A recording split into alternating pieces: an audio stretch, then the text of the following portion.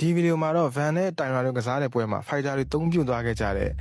ပွဲတွင်းကနီးစနစ်ပိုင်းတွေကိုအဓိကသုံးသပ်ပေးသွားမှာဖြစ်ပါတယ်30စက္ကန့်အကြာမှာတော့တိတ်တောင်းဆယူရဲတန်စကာနောက်ရအောင်တွန်းသွားတယ်ပေါ့နော်တန်စကာနောက်ရအောင်တွန်းသွားတယ်တိုင်ရာရဲ့အဓိကရွေးချက်ကဒီ van ကို sprawl လုပ်လို့မရအောင်တန်စကာနားထိတွန်းသွားလိုက်တာဒီလို sprawl လုပ်လို့မရတော့တဲ့အနေထားအကြမှာသူက van ကိုအကျန်းရနေမှပြီးတော့သူ့ရဲ့ခြေထောက်နဲ့ကလန့်ပြီးတော့ body balance ပြတ်သွားအောင်လုပ်ပြီးဆွဲလစ်လိုက်တဲ့ technique judo technique osotogari လို့ခေါ်တဲ့ technique တစ်မျိုးသုံးသွားတာဖြစ်ပါတယ်တော်တော်လေးအင်စာလောက်လာတယ်ပေါ့နော်တိုင်ရာအနေနဲ့ဒီမှာဆိုရင် top position ရရတယ်ဒီအနေထားနေပြီးတော့ mount position ကိုရအောင်သွားခြင်းနေပြီးတော့ဂျော့ရှာဗန်ကိုပထမအချိန်မှာပဲအားကုန်သုံးပြီးတော့အထိနာအောင်ပြုလုပ်ဖို့စူးစမ်းနေတာတွေ့ရပါလိမ့်။ van ကတော့အောက်ကရောက်သွားပြီမဲ့အရင်ကြီးပြာသွားတာမျိုးမတွေ့ရဘူးဒီမှာဆိုရင် ACC ပဲ butterfly cat ကလေးနဲ့ပဲအခန်းစစ်ပြန်ထားတာကိုတွေ့ရပါတယ်။ van အနေနဲ့အခုလိုမျိုး butterfly cat တင်ထားတဲ့အတွက်ကြောင့်မလို့တိုင်ရာအနေနဲ့ဒီအပေါ်ကနေဖိထားတာကလွှဲရင်ကျန်တဲ့ထိရောက်တဲ့ damage ဘာမှမပေးနိုင်ခဲ့တာကိုတွေ့ရပါတယ်။ second ဘိုင်းမှာတော့တိုင်ရာအနေနဲ့ van ကိုဘယ်လိုမှစင်မကစားနိုင်ဘူးသူ့ရဲ့နီးပြတွေကလည်းလက်ချောက်ကိုပဲလန့်អော်နေကြပါတယ်တိုင်ရာအနေနဲ့ van ကို take down ယူဖို့ပဲအားထုတ်နေတာကိုတွေ့ရပါတယ်ဒီနေ့သားမှာ van ရဲ့ submission defense ကအရန်ကောင်းတယ် cage နိုင်ရန်ကိုကြောမိထားတဲ့အတွက်တိုင်ရာအနေနဲ့ဘာမှဆက်ပြီးတော့ damage ပေးလို့မရဘူးပြီးတော့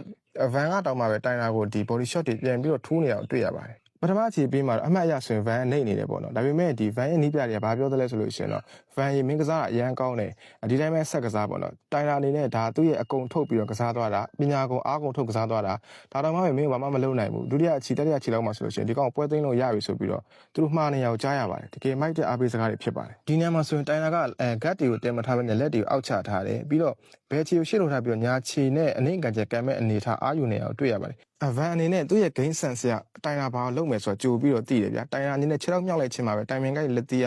အလုံးဝဂတ်လွတ်နေတဲ့မျက်နှာယူတက်ထိသွားတဲ့အတွက်ကြောင့်အခုလိုမျိုးရုပ်ချိုးပြလဲကျသွားတာဖြစ်ပါတယ်ဒီလိုမျိုးထိချက်တွေကကံကောင်းလို့ရတာမဟုတ်ဘဲနဲ့ဒီ gain sense နဲ့တိုင်ပင်ကိုလုံးဝကွက်တီအသုံးချပြီးတော့အီချာဖန်တီးယူထားတဲ့တိုက်ကွက်တစ်ခုဖြစ်ပါတယ်တတိယအချိန်မှာတော့တော်တော်လေးအထိနာနေတဲ့တိုင်ရာကို van ကဒီလှဲချတဲ့ back position ရအောင်ယူရဲ rear naked choke လုပ်တယ်ဒီမှာဆိုရင် van ရဲ့အားနည်းချက်တစ်ခုကျွန်တော်ပြမယ်van အနေနဲ့ ground game သမားစစ်မဟုတ်တော့ဒီတိုင်ရာကို back position ကနေပြီးတော့ချုပ်ထားတဲ့အနေအထားမှာခြေထောက်နှစ်ခုကိုချိတ်ပြီးတော့ body triangle လောက်ယူမထားဘဲနဲ့ဟာမိနေတာကိုတွေ့ရပါလိမ့်မယ်ဒါကလည်းဒီ ground game ဆော့နေကြမဟုတ်တော့အလေးကျင့်မဖြစ်တာပေါ့နော်။ဒါကြောင့်မလို့တိုင်ရာကဒီနေထားလေလွယ်လွယ်ကူကူလေးပဲပြန်လွတ်သွားပါတယ်။ဒီနေရာမှာတိုင်ရာက acceleration ကိုတင်ပြီးတော့ဒီ double leg ယူဖို့စူးစမ်းပြင်မယ်။ van ရဲ့ sprawl ကအရန်ကောင်းတဲ့အတွက်တိုင်ရာအနေနဲ့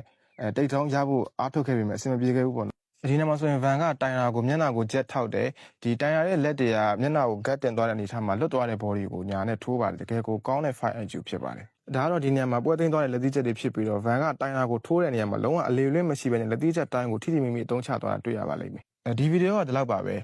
ဗီဒီယိုအများကြီးရှင်းမှာဆိုလို့အတူကျုံးမဲ့30ချက်လုပ်ပေးတာဖြစ်ပါတယ်ဒါမျိုး breakdown တွေကြည့်ချင်တယ်ဆိုလို့ရှိရင်တော့ကျွန်တော်ရဲ့ဒီ TikTok နဲ့ YouTube channel တွေမှာလာပြီးတော့ကြည့်လို့ရပါတယ်ကျေးဇူးအများကြီးတင်ပါတယ်